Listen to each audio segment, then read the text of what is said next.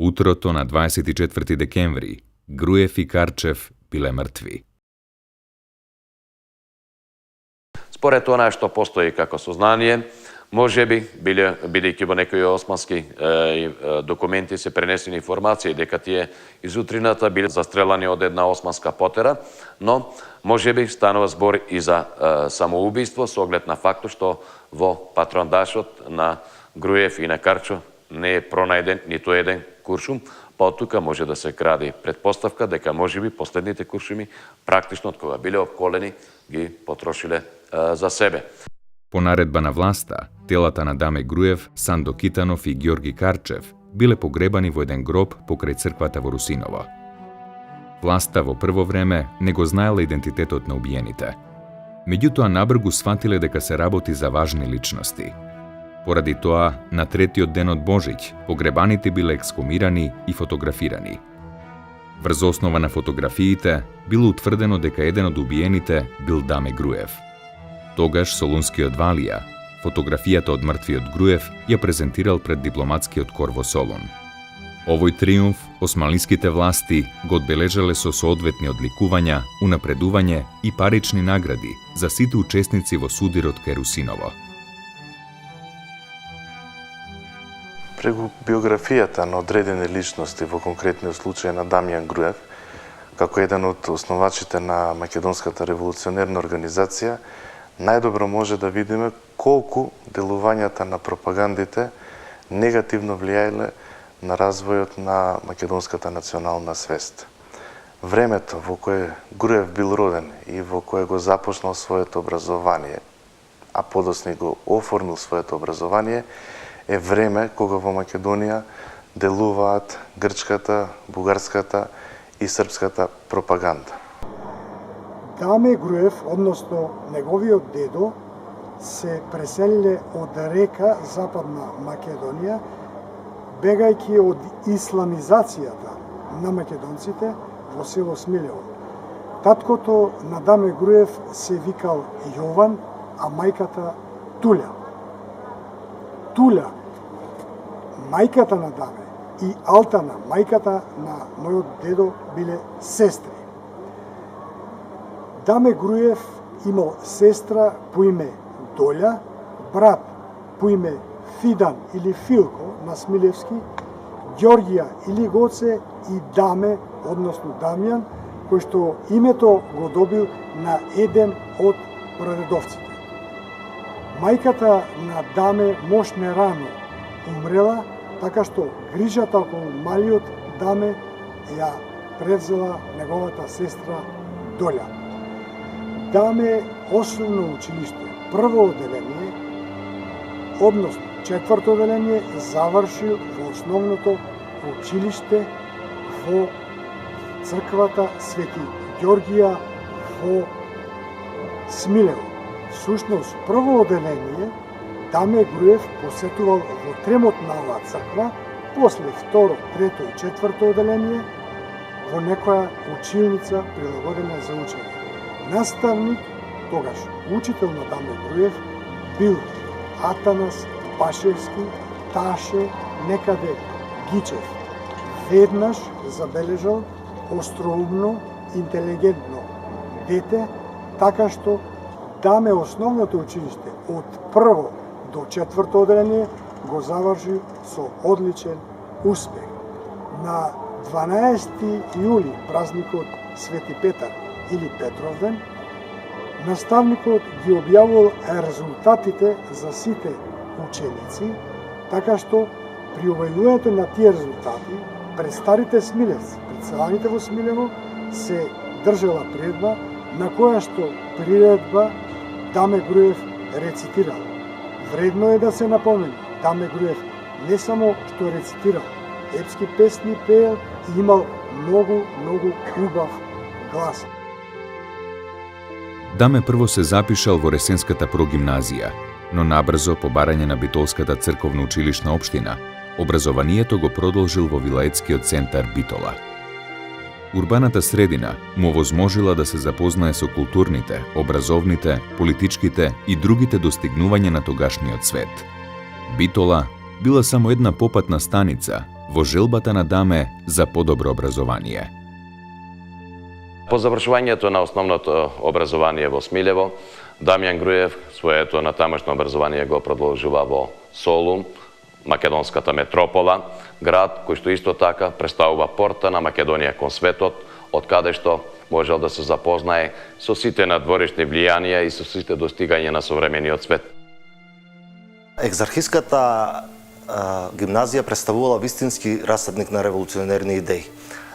Иако целта на оние што ја финансирале гимназијата била да ги претвори македонските ученици во бугари, сепак самите ученици покажаа доволна свест за да не ги прифатат тие наметнати идеи од страна. Дамјан Груев бил еден од тие што учествувале во бунтот и како резултат на тоа, заедно со уште 37 своји соученици, бил исклучен од Бугарската екзархиска гимназија.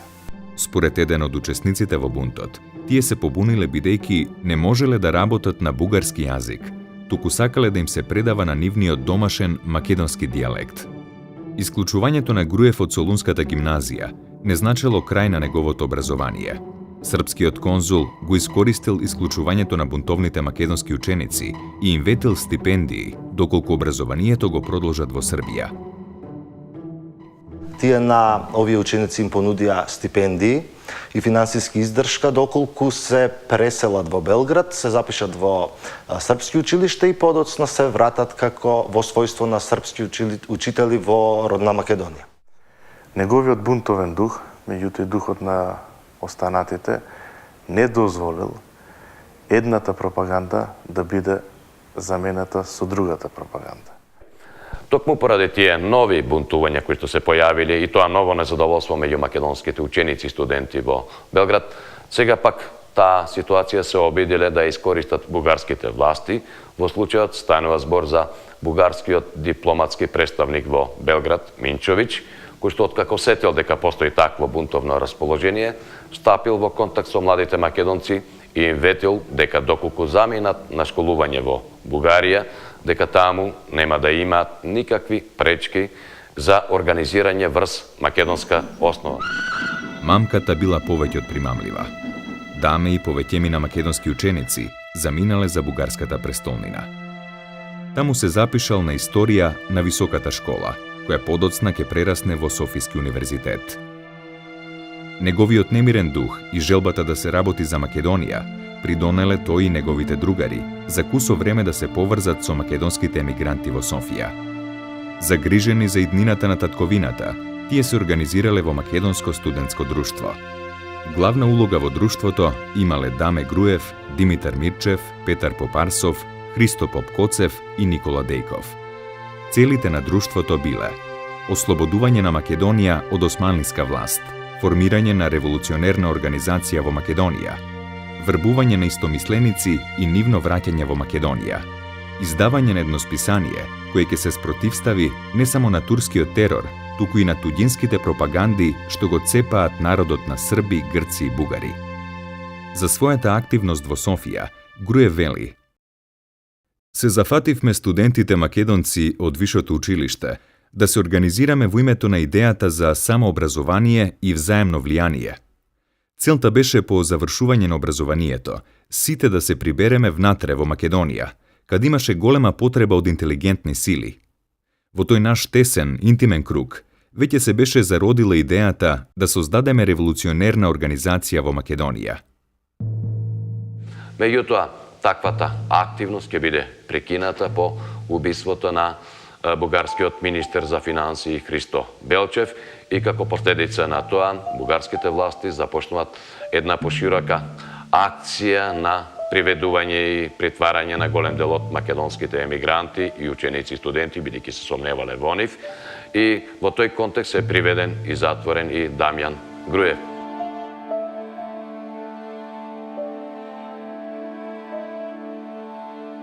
Даме бил уапсен по грешка, бидејќи бил помешан со личност со исти иницијали – Димитар Груев од Прилеп.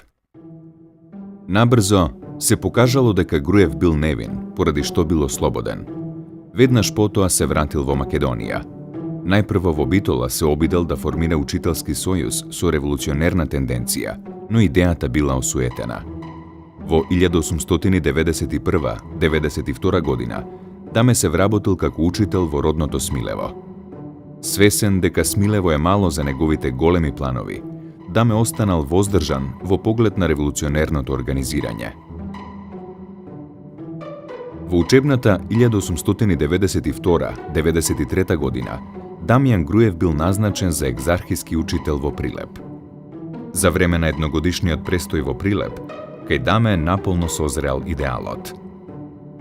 При тоа тој бил целосно обземен од идејата за формирање на револуционерна организација за ослободување на татковината. Меѓутоа, како што Смилево било мало за неговите големи планови, се покажало дека конзервативниот Прилеп не бил подготвен за неговите револуционерни идеи. Затоа, едва и чекал да заврши учебната година и да го напушти Прилеп. Додека престојувал во Прилеп, Даме ја анализирал и согледал движечката сила на обичниот народ, која требало да се канализира во конкретна насока. Тоа му дало идеи што да прави понатаму. Во тој контекст, летото 1893 Груев заминал во Солун, при што се вработил како коректор во печатницата на прилепчанецот Коне Самарџиев. Се разбира, тоа не е основна идеја за да го обезбеди својот престој само во Солун, туку неговата намера е во Солун, во центарот на Македонија, да најде истомисленици и да ги мобилизира околу идејата за создавање на револуционерна организација. Во тој контекст стапил во комуникација и се јавува како еден обединувачки фактор околу сите интелектуалци кои што биле критички настроени кон бугарската екзархија и воопшто кон нејзината просветна политика во Македонија, и во таа насока воспоставил контакти со Иван Каџи Николов, кој што уште претходната година се обидувал да најде истомисленици за создавање на револуционерна организација. Потоа го сондирал теренот кај Христо Татарчев, кој што во тој период работи како лекар во Солунската екзархиска гимназија, а набрзо потоа тука пристигнал и неговиот поранешен школски пријател и другар Петар Попарсов, кој што се вработил пак како професор во Солунската екзархиска гимназија, и преку Иван Каџи Николов стапува во контакт со Андон Димитров и Христо Батанџиев. Токму овие 6 мина сушност се јадрото и основоположниците на Македонската револуционерна организација, а онаа движечка сила која што го воспоставила контактот меѓу нив и го извршила мобилизирањето на овие луѓе е лично Дамјан Груев. На негово инсистирање и по негово залагање на 23 октомври според стариот календар, односно на 4 ноември според новиот календар, е одржан оснивачкиот состанок на Македонската револуционерна организација.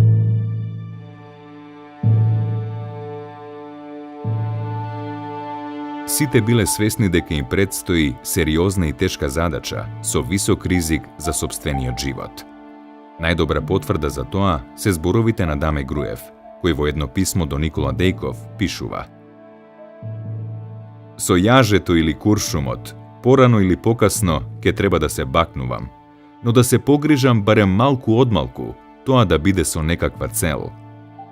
Конституирањето на организацијата се случило на Богојавление во јануари 1894 година.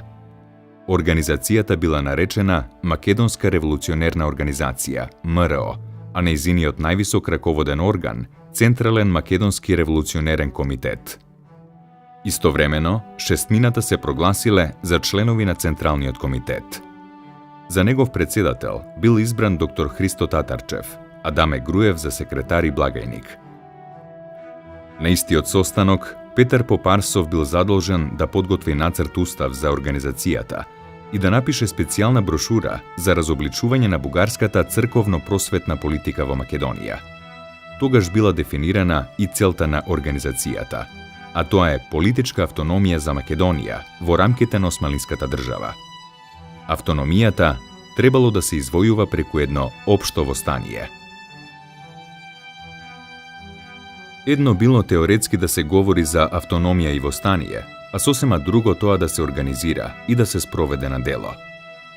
Даме Груев се покажал како извонреден организатор со големи агитаторски способности и убедувачки пристап. За овие способности на Груев, председателот на Централниот комитет на МРО, доктор Христо Татарчев, пишува: Даме Груев беше еластичен, прониклив и практичен ум, помалку на теорија отколку на дело. Во практиката, тој имаше нешто сократско, по иронијата и методот на приоѓањето на ослободителната идеја. Неговиот индуктивен манир и вера во народните сили многу му олеснија во пропагандата. Тие квалитети од него создадоа еден редок организатор апостол. Како извонреден агитатор, Груев ги покрстил првите луѓе на организацијата во Солун. Како резултат на залагањата на Груев, организацијата ги забележала првите успеси во Солун. Особено многу продуктивно неговото рацено действување во 894 година. Тој прави обиколки од Битола па заминува во Прилеп летото во таа ваканција, Ресен и другите градови и се создава една општа атмосфера каде што се формираат револуционерни кружоци. Значи е раздвижува целокупната состојба во Македонија и како резултат е она познатото советување или собрание во Ресен.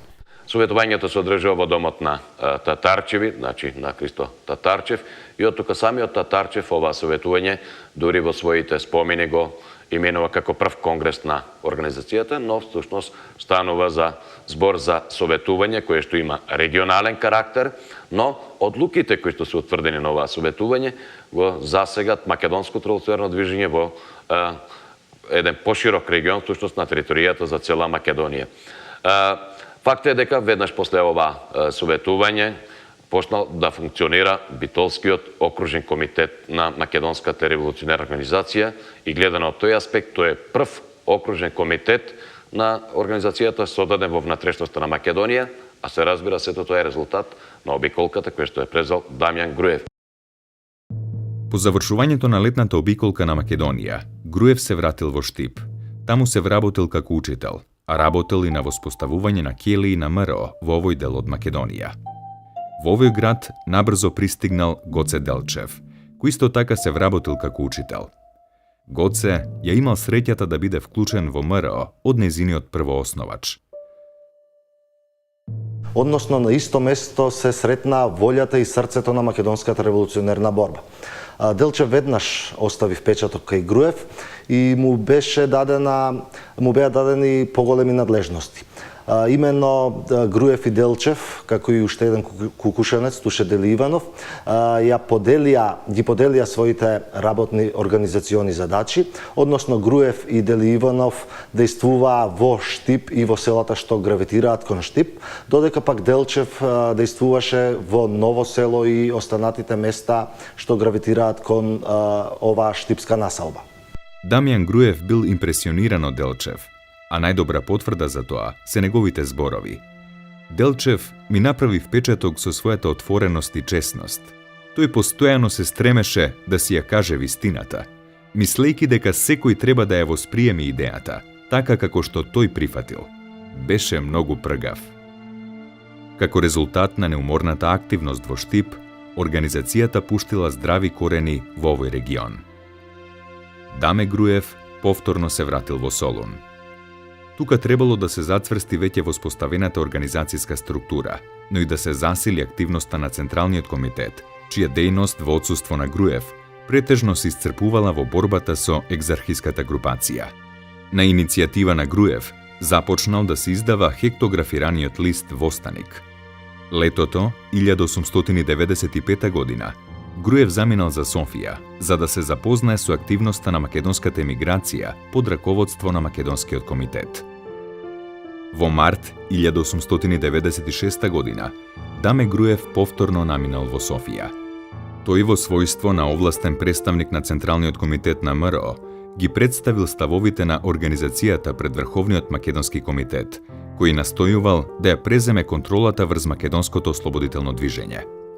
При тоа Груев потенцирал дека Централниот комитет е автономен во однос на пропагандата и подготовките во Македонија, дека е наполно независен во однос на Врховниот македонски комитет, По прашањето за востание и водењето на преговори, како со приватни и официјални лица и институции, така и со некои влади.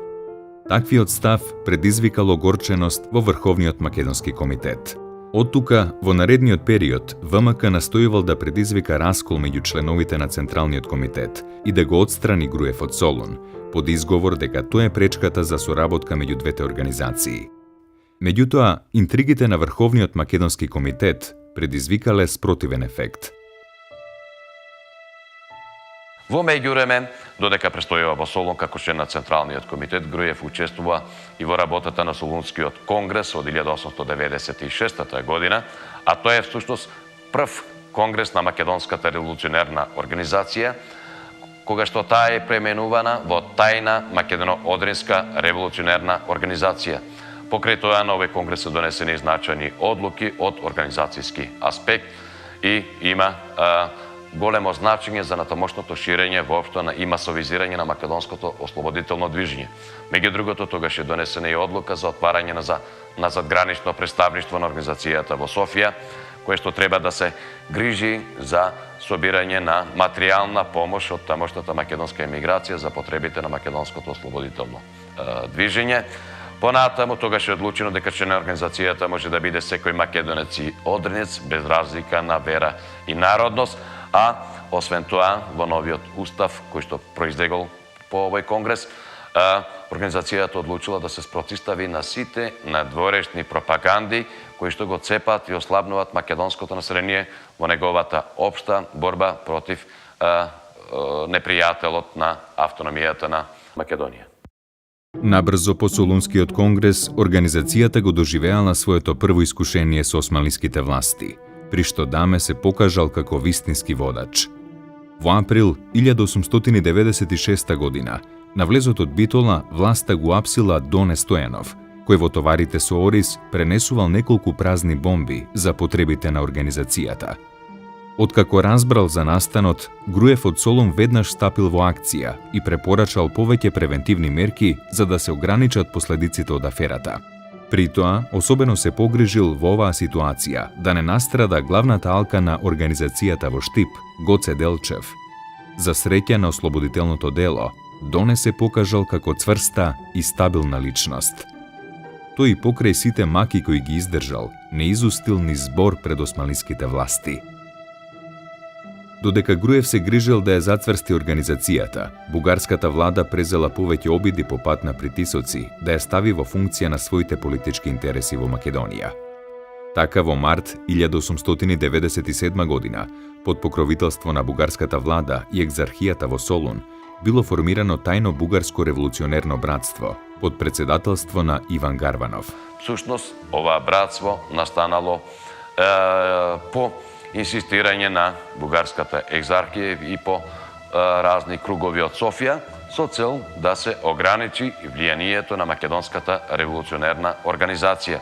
Па во таа смисла, братството во известен период дошло во конфликт со Македонската револуционерна организација, а самиот Дамјан Груев дури бил ставен на црната листа на братството, како и останатите членови на Централниот комитет за ликвидација. Уште поинтересно е тоа што за негов ликвидатор дури бил определен неговиот поранешен пријател и другар од студентските и ученичките денови Димитар Мирчев, меѓутоа сепак до тоа не дошло. Во меѓувреме, бугарската влада, за да ја стави Тморо под своја контрола, со неа започнала директни преговори. Во врска со тоа, Дамјан Груев во март 1898 година имал средба со бугарскиот премиер Константин Стоилов. При тоа Стоилов настојувал да ја искористи организацијата како орудие за борба против српската и грчката пропаганда во Македонија. Од своја страна, Дамјан Груев барал материјална помош за организацијата, но инсистирал на потполна независност.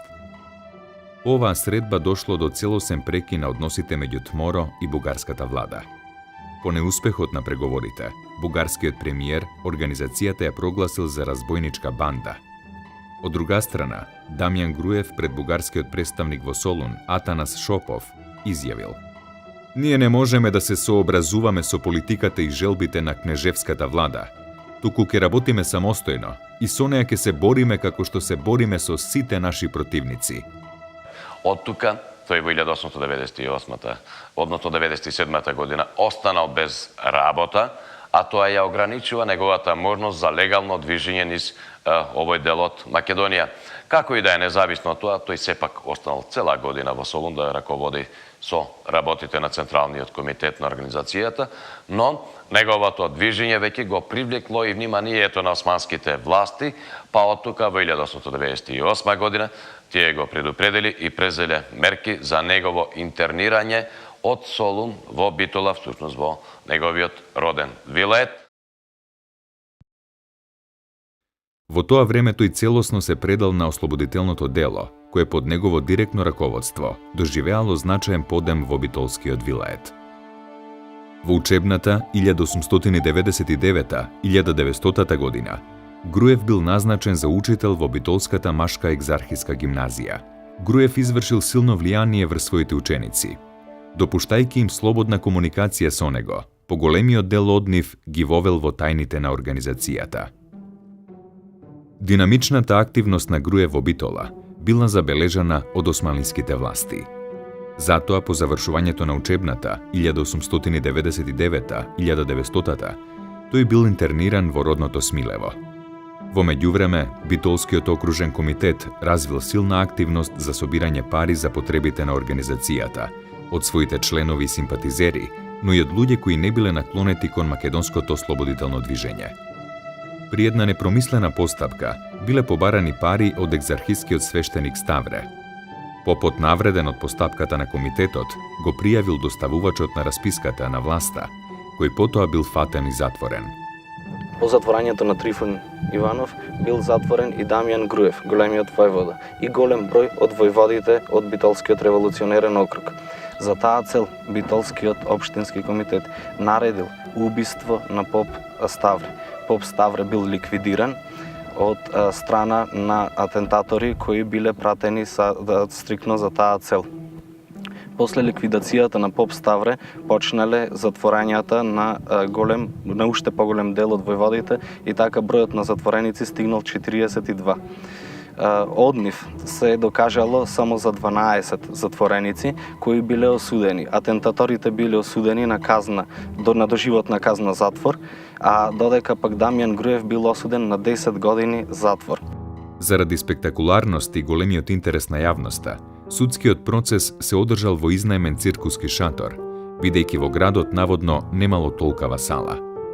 Во врска со овој настан, Даме Груев бил осуден на 10 години затвор во крепост. Груев во Битолскиот затвор останал до почетокот на јуни 1902 година. Оттаму тој имал можност да ја координира активноста на организацијата во целиот Битолски вилает. Затворот прераснал во вистинска комитска резиденција, од каде што Груев издавал наредби, испреќал шифрирани писма, примал курири и раководители. Тој од тука практично можеше да раководи, условно вака речено, од затвор. Познато е дека дури Гоце Делчев го посетува таму во затворот и ги координира, така да речеме, активностите, односно се доинформира за состојбите во организација. Во јуни 1902 година Груев бил депортиран преку Солун во малоазискиот затвор Подрум Кале. Таму ги затекнал Петар Попарсов, Христо Татарчев, Христо Матов, Иван Хаджи Николов, Пере Тошев, Мише Развигоров и други во прилично заладени односи. Најсилно поларизирање имаше помеѓу Даме Груев и Татарчев и Матов. Тоа беше пред се по стратегијата како треба да се води револуционерната борба и тоа имаше секако одраз понатаму и на они настани што се случува подоцна пред и за време на востанието. Оваа напната состојба била прекината од султанот Абдул Хамид II, кој во август 1902 година, по повод 25 годишнината од своето владење, прогласил амнестија за 36 македонски затвореници. Даме Груев останал да ја причека следната амнестија. Таквото амнестирање на политичките затвореници било дел од султанските мерки за смирување на земјата. Во таа смисла во февруари 1903 година била дадена нова амнестија за политичките затвореници, која го зафатила и Даме Груев. Меѓутоа, амнестијата сама по себе, без проведување на вистински мерки за подобрување на положбата во Македонија, не можела да го задржи избувнувањето на востанието. За време на великденските празници 1903 година, Дамјан Груев во Солун ја имал последната средба со Гоце Делчев во врска со прашањето за востание. Всушност, Делчев, кога разбрал дека Груев се враќа од заточение, тргнал од Церско да се сретне со Груев, со намера двајцата да ги осогласат своите ставови по прашањето за востание. Факт е дека Делчев на ова средба приговарал генерално дека Српскиот округ е слабо вооружен и од оваа средба ги имаме само малкуте зборови од спомените на Дамјан Груев, кој што забележал дека Делчев приговарал по тоа прашање, но од друга страна, ако се проследи другата литература, може да се забележи дека всушност тие двајцата ги осогласиле ставовите по прашањето за востание и во таа смисла Делчев требало да замине во Серско, да го анимира Серскиот округ на престојниот конгрес кој што требало да се одржи на Ѓурѓовден, а Дамјан Груев да замине во Битолско, каде што исто така е планиран конгрес на Битолскиот револуционерен округ. Даме Груев од Солун заминал за Битола, а оттаму за Смилево, каде бил закажан конгресот на Битолскиот револуционерен округ. Смилевскиот конгрес се одржал од 2 до 7 мај 1903 година под председателство на Груев. Тој со својот авторитет ги пресекол сите дилеми околу прашањето за востание со зборовите: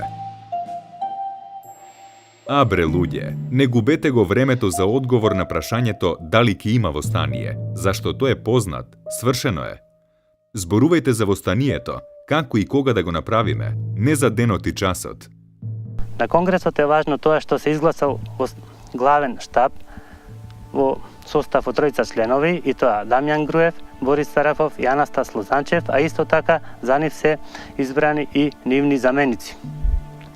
Понатаму, најважното е тоа што на конгресот е изработен и изгласан востанички дисциплиниран устав, така што сите биле подлежни на самиот конгрес во соработка со главниот штаб и централниот комитет. Исто така, насоките се одвиваат по тоа за набавување на ново оружје, набавување на храна, набавување на лекарства и начинот на одвивање на самото востание, кое во поранешните договори треба да биде партизанско, да има герилски карактер, да се напаѓаат турските воени единици, да се напаѓаат турските полициски оделенија, да се напаѓа башивозукот, да се прекинат патните поштенските телеграфски линии, додека мирното муслиманско население, жените, децата да бидат оставени на мира.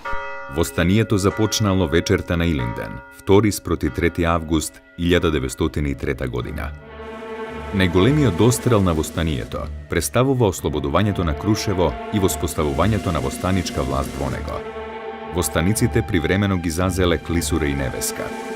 Родното Смилево на Груев, каде тој директно раководел со востаничките сили, било слободно околу 25 дена. Вестите за македонското востание брзо се пренеле низ Европа, па и пошироко во светот. Насловните страници на поважните медиуми пренесувале информации за настаните во Македонија. Целта била постигната. Вниманието на европската и светската јавност било свртено кон настаните во Македонија. Во таква атмосфера се случило она на што и самиот Груев не се надевал, изјавувајќи во една пригода: Не веруваме дека турците ќе се решат да прибегнат до таква жестокост, сосема да го разорат населението. Но османлиските власти, за да го задушат востанието, прибегнале кон невидена жестокост. По 10 дена Крушево било освоено и разурнато. Дамевото родно Смилево е доживеало истата судбина. Од 400 куќи, само 10 ги избегнале јазиците на пламенот. Епилогот од востанието во Битолскиот револуционерен округ бил 122 опожарени села со 8646 куќи, а без покрив над главата останале 51.606 жители.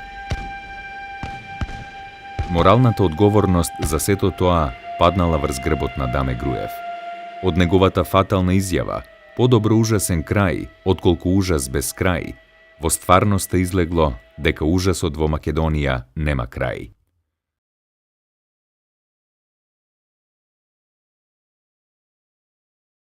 Поради жестокоста на османлиските власти при задушувањето на Илинденското востание, Даме Груев испратил отворено писмо до генералниот инспектор Хусеин Хилми Паша. Писмото во целост гласи: Паша Ефенди, се обраќам кон вас не дека толку ми е пријатно и дека нешто сакам од вас, да не даде Аллах да сакам нешто од турски паша. Не, јас едноставно ви препорачувам да обрнете внимание на моите зборови. Можам да ве уверам дека нема да ги повторувам. Досега сте можеле да се убедите дека македонците си стојат на зборот. И вам, имено вам, би ви следело да ги научите од нас правилата на војната чест. Но да не говориме за тоа што нема да биде. Да, ви беше познато дека општото востание се крена по ваша вина. Вие и само вие сте виновни за сите ужаси и насилства извршени по ваша заповед. Ние долго и многу трпевме и нашето трпение се исцрпува. Ве предупредувам дека ако во септември не наредите да се прекинат насилствата, грабежите и колежот на мирното немухамеданско население, тогаш ние со волјата на seможниот Создател, откако ќе се покориме на злата неопходност, ќе извршиме такви ужаси над мухамеданското население, така што ќе ви се крене косата на вашата глава. Вие можете да ги убедите представниците на европските држави дека речиси сте го задушиле востанието. Може да говорите се, може да говорите што сакате, но вие никогаш нема да не убедите дека откако ќе се покориме и ќе го положиме нашето оружје, дека ние ќе имаме гаранции за нашиот живот и имот. Јас веќе дадов заповед по цела Македонија, на никој начин да не ве слушаат и да не ви веруваат, а кој ќе ве послуша вас, ќе плати со својот живот. Впрочем, вие сте должни со нас да водите правилна војна, бидејќи во спротивен случај, ние ќе ги опожариме сите турски села и ќе ги истребиме нивните жители. Ние не очекуваме помош од Европа. Ние се надеваме со нашите сопствени сили да ги уништиме вашите храбри војници и можеби не е далеку часот кога на доблеаната во крв Македонија ќе засвети сонцето на слободата. До вашето назначување, ние ќе се задоволевме со обични реформи, но сега нема да не купите така ефтино. Имајте предвид дека нашите чети се снабдени со доволно количество на потребности и ние ќе умееме да се бориме со вас десетици години. Ако бугарите го зачудија светот со својата борба против Англија, тогаш ние уште повеќе ќе го зачудиме. Јас ви кажав, ваша работа е да ми поверувате на зборовите. Тој е еден од оние поредки активисти кои што по задушувањето на востанието остана на територијата на Битолскиот револуционерен округ со намера да ги контролира и да ги организира активностите за заздравување на организацијата, но од друга страна и како морална поддршка на населението, че додека не заздрави организацијата. Во една таква констелација, тој практично цела есен останал во околните планини, движејќи се илегално, меѓутоа, додека тоа го прави, дознал и за реформите на големите сили, кои што како последица на востанието веќе се понудени од страна на големите сили, станува збор за миштетските реформи. Груев, откако го проучил текстот и содржината на миштетските реформи, издал едно окружно до сите комитети во Битолскиот револуционерен округ, при што самиот искажал незадоволство, велејќи дека населението се бореше за автономија, а не за спроведување на реформи во сферата на жандармеријата и некои други незначителни сфери од животот во Османската империја. Во втората половина на мај и почетокот на јуни 1904 година бил одржан Прилепскиот подвижен конгрес на Битолскиот револуционерен округ. На конгресот покрај Груев учествувале Пере Тошев, Ѓорче Петров, Христо Узунов, Ѓорѓе Сугарев, Никола Каранџулов и други. На конгресот се расправало за идното устројство на организацијата. Мнозинството, предводено од Пере Тошев и Ѓорче Петров, се залагало за потполна демократизација и децентрализација на организацијата. Наспроти тоа, Груев се залагал за стариот централистички принцип. Сепак на крајот, во име на демократијата, били изработени два проект правилници. Првиот го изработил Пере Тошев, а вториот Даме Груев. За време на конгресот, како и во проект правилникот, Груев во име на демократскиот дух и единството во организацијата, бил принуден прилично да отстапи од строгиот централизам. Овој конгрес покажал дека одминало времето на неприкосновени авторитети и величини во организацијата, независно од нивниот поранешен статус. Набрзо потоа, есента 1904 година, Дамјан Груев доживеал уште еден морален удар. Во случајот станува збор за неговото запленување од страна на прострпскиот војвода Мицко. По задушувањето на Илинденското востание на територијата на Македонија почнале да упаѓат чети однадвор организирани од соседните држави. Такви чети имаме, кои што навлегуваат во Македонија и од територијата на Грција, познати како андарски чети, но такви чети навлегуваат и од територијата на Србија. Даме одлучил да му се спротистават на Мицко и евентуално да биде ликвидирана дури неговата чета. Во тој контекст, кон септември месец, поголем дел од четите од Битолскиот округ се упатиле кон поречието, а во овие чети се нашол и самиот Дамјан Груев.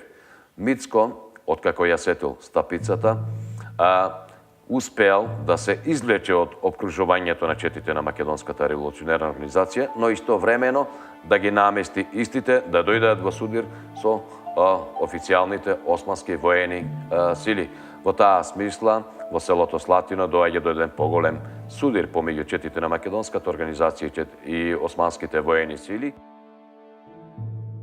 При овој судир Даме бил ранет, но со помош на еден четник успеал да се извлече и да се засолни во една блиска шума. Вечерта Даме се вратил во Слатино. Откако дознал дека Мицко се наоѓа во близина, сметајки на старото познанство со него, побарал да се сретнат. Мицко ја злоупотребил довербата и го повел Груев со себе низ поречието. Попат, Мицковите луѓе го разоружале четникот Божин, придружникот на Груев. По известно време, Груев сватил дека тие се заложници. Во првата прилика, по совет од Груев, Божин побегнал и ја информирал организацијата. Во меѓувреме, Битолскиот окружен комитет организирал потрага по Груев на теренот, а истовремено се заканил на српскиот конзулат во Битола со истребувачка војна. По едномесечно заложништво, Даме Груев било слободен во Скопје. Во меѓувреме, српските весници на големо го славеле успехот на Мицко, а со тоа и на српската пропаганда во Македонија. По ослободувањето, Груев заминал во Софија, каде останал известно време за да ја залечи раната. Таму имал повеќе средби со новинари и дипломатски представници, меѓу нив и со српскиот дипломатски представник Светослав Симиќ. Даме Груев, кон крајот на 1904 година, имал обширно интервју со рускиот новинар Кирилов. Притоа Кирилов на почетокот го представува Груев како главен раководител на внатрешната организација во Македонија. Во продолжение Кирилов пишува: Груев е родом македонец и постојано живее во Македонија. Тој има големо влијание не само во Македонија, туку на него сметаат и бугарската и српската влада. Турската влада ја има оценето неговата глава на 5000 лири. Господин Груев е релативно млад човек со убав библиски лик. Неговото расположение е стабилно. Очигледно е дека постојните бури и животни тревоги не ја скршиле оваа натура. Во меѓувреме, османлиските власти од Бугарија побарале екстрадиција на Груев за да го судат како професионален револуционер. Додека османлиските власти барале екстрадиција од Бугарија, Груев се вратил во Македонија. Кон крајот на април 1905 година, тој зазел должноста председател на Скопскиот окружен комитет на ТМОРО. Во такво својство, Даме Груев ја презел улогата на координатор за свикување на Општиот конгрес на организацијата. На почетокот на септември 1905 година, Груев заминал за Софија, каде се одвивале интензивни подготовки за одржување на конгресот. Октомври 1905 година, по 2 годишни дебати по поразот на Илинденското востание, конечно доаѓа до одржување на еден општ конгрес на организацијата, познат како Рилски конгрес, со оглед на тоа што се одржал во Рилскиот манастир. Овој конгрес трае речиси цел месец со оглед на дневниот ред кој што го имаме на него. Конгресот го избрал Дамјан Груев за председател на самиот конгрес, но интересно е тоа што овој конгрес практично се одвива по принципот на една парламентарна дебата, со долги дискусии, со официјални записничари, дебатите се на едно високо демократско ниво. И овде, како и во претходниот период на окружните конгреси, избиват две концепции за идното устројство на организацијата. Мнозинството е за коренита демократизација и децентрализација, а Дамјан Груев и понатаму го застапува ставот за зачувување на стариот централистички принцип. Меѓутоа, ова идеја не добила поддршка на Конгресот. Од овој Конгрес, тајната Македоно-одринска револуционерна организација е преименувана во внатрешна Македоно-одринска револуционерна организација и усвоен нов устав и нов правилник на организацијата, при што е воведена целосна демократизација и децентрализација. А тоа значи дека одлуките во иднина треба да се носат по иницијатива на базата, почнувајќи оддолу, од најниско ниво, па до највисоко ниво. Конгресот го избрал Дамјан Груев за повторно за член на Централниот комитет на внатрешната Македоно-одринска револуционерна организација. Меѓутоа, иако на овој конгрес навидум, ако се споредат актите кои се усвоени на него, е постигнато единство во организацијата, историјата потврдила дека по конгресот веќе двете издиференцирани групации во македонското револуционерно движење, од кои што едната може да ја третираме за реформско-демократска, а другата за конзервативна групација, продолжиле да се однесуваат по старо, со намера секоја од нив да обезбеди приврзаници за следниот конгрес на организацијата и да го наметне своето влијание. Па во таа смисла, комуникацијата помеѓу членовите на Централниот комитет е во многу послаб однос, речиси тие дури не заседаваат на едно исто место. Во февруари 1906 година, Даме Груев во Катовските планини имал средба со еден шкотски новинар, дописник на единбуршкото списание Blackwood's Magazine. Впечатоците од средбата со Даме Груев, новинарот ги објавил под наслов An Underground Republic, една подземна република, во март 1906 година. Во таа пригода Даме Груев, покрај другото пред шкотскиот новинар, истакнал: организацијата го представува административниот механизам на една подземна република, која што се градеше за заштита од турската тиранија. Регуларните чети се полициските сили на оваа република. Тие ги извршуваат повелбите на цивилните судови. Во секое село има локален суд. Потоа, ние имаме подвижни судови, што ја обиколуваат земјата и одлучуваат за расправиите помеѓу лицата под различна юрисдикција, што ќе рече помеѓу луѓето од различни села. Местните комитети ги представуваат цивилните локални влади. Зад нив се наоѓаат силите на четите. Локалните комитети се избираат од селаните. Тие не ја злоупотребуваат нивната доверба.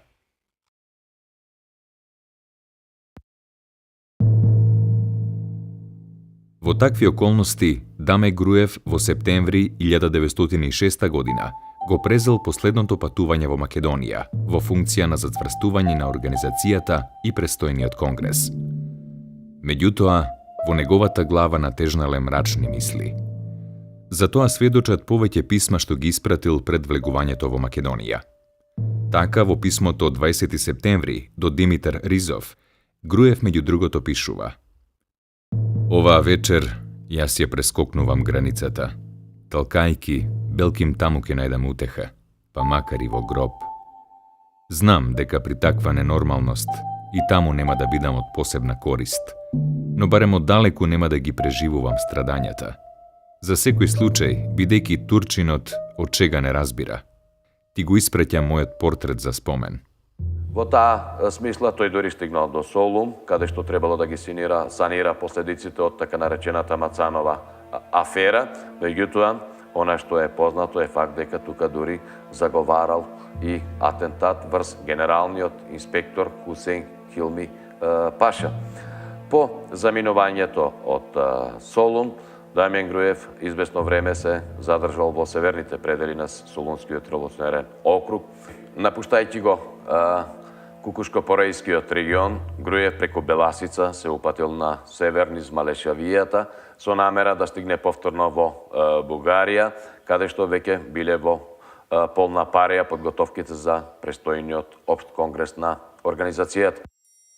Ноќта на 22 декември 1906 година стасал во Русиново. Неговото пристигнување не било претходно најавено. Локалниот војвода, Иван Белчев, ги одвел гостите во куќата на Димитар Аладјозов.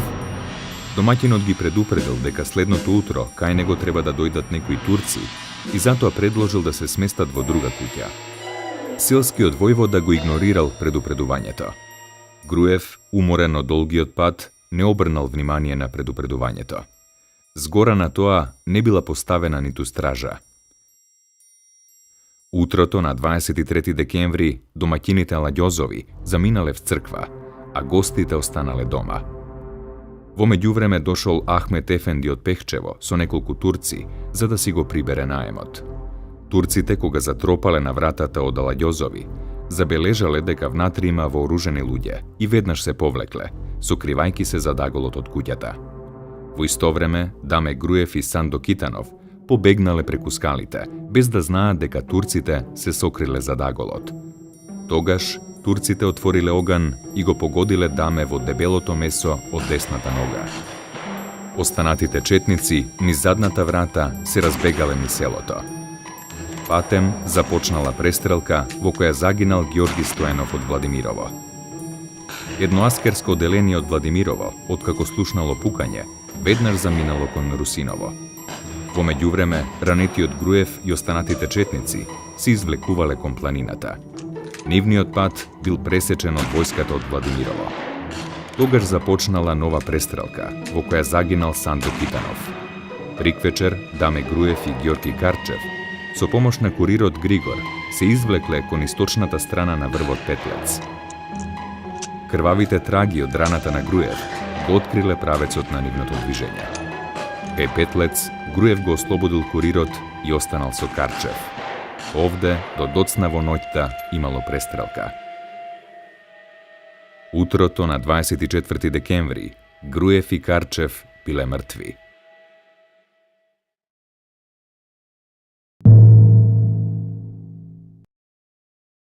Загинувањето на Дамјан Груев представува огромна загуба за македонското ослободително движење. Конгресот за кој што брзаше Груев воопшто не се одржа. Тоа е најдобар показател дека човекот кој што представувал обединувачки стожер и јалка на разните групации во македонското движење, откако бил убиен, всушност сето тоа се одразило во понатамошниот развој на македонското движење, неговиот недостаток станал очигледен, а тоа всушност ескалираше и доведе до целосен раскол во македонското ослободително движење. Јас потекнувам од таа фамилија, по татко, од на Даме Груев фамилијата и татко ми, по сестра биле први братучеди, мајките им биле сестри. Така да некои работи, што ги знам по татко ми, што ми кажувал и мајка ми, паметам се уште, ама со Даме Груев не сум имала можност да се сретнам, бидејќи јас сум многу помала од тоа време. И затоа некои работи што татко ми кажуваше и мајка ми, татко ми кажуваше, јас го прашував зошто Даме Груев не се оженил. Тој ми рече дека кога вели ќе се жене, кога или работел за партијата, или бил во затвор. А од мајка ми пак разбрах дека тој имал вереница, но ете, од тие причини не можел ни да се ожени. А вереницата му се викала Билјана. И таа била по-струкан учителка, исто како и Даме Груев.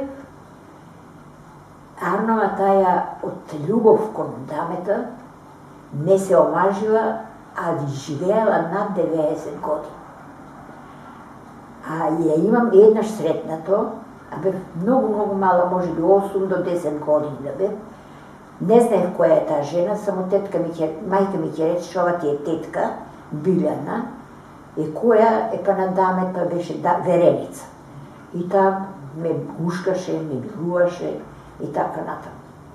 А иначе, према кажувањата на татко ми и на мајка ми, бил многу добар Даме, многу би сакал сите роднини, а и тие него, многу.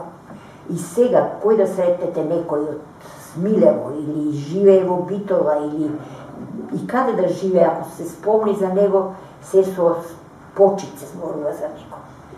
Многу омилен човек меѓу неговите.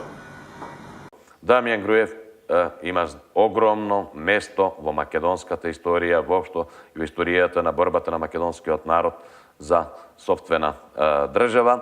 Од тука, денес со право, многу училишта, многу улици, многу плоштади го носат неговото име. Она што останува на поколенијата кои што денес живееме на еден дел од територијата на Македонија е да го негуваме не само ликот на Дамјан Груев, туку и на целата генерација негови соборци, кои што ги положија своите животи, својата младост за слободата, за татковината Македонија.